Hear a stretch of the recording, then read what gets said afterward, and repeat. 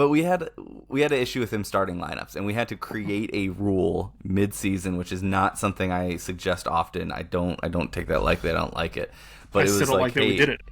I know, but it was like, look, if you're not going to start your lineup, like, one, you're either going to be removed from the league because it was like a 3-strike where, like, this has happened 3 times. It's week 5. Like, Right. come on. And this is a dynasty. People really, like, try hard for years in these situations. Yeah, We gotta keep standings that matter. balance. Yep. Yes. So the 3-strike that we ended up doing was, correct me if I'm wrong, but I think it was after your 3rd strike from when we gave the warning, you lost 1 place in the draft order for every incomplete roster that you put out there. So every week Subsequent that you did. After that 3rd week, yeah. Yeah, and it matters because if you started out with that many poor performances because of your own actions, you're going to have the 101 most likely. And then you're just going to keep getting bumped down and down and down and down.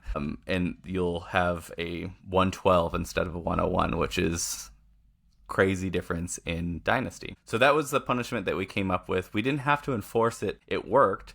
And that was the point. We haven't mentioned it since, and it's not even in our rules that are published because it was a situation we had to come up with something and address it. And it was either kick the person out, and that's what we were trying to do. Avoid kicking someone out mid-season, especially in a dynasty. I don't think that's fair. Right. They also pay a couple years in advance. So at the end of the season, we circled back around and said, do you want to stay in the league? And they did not.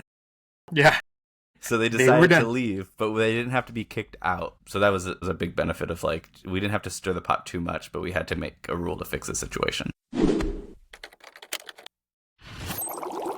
Welcome to the Fantasy Football Lab.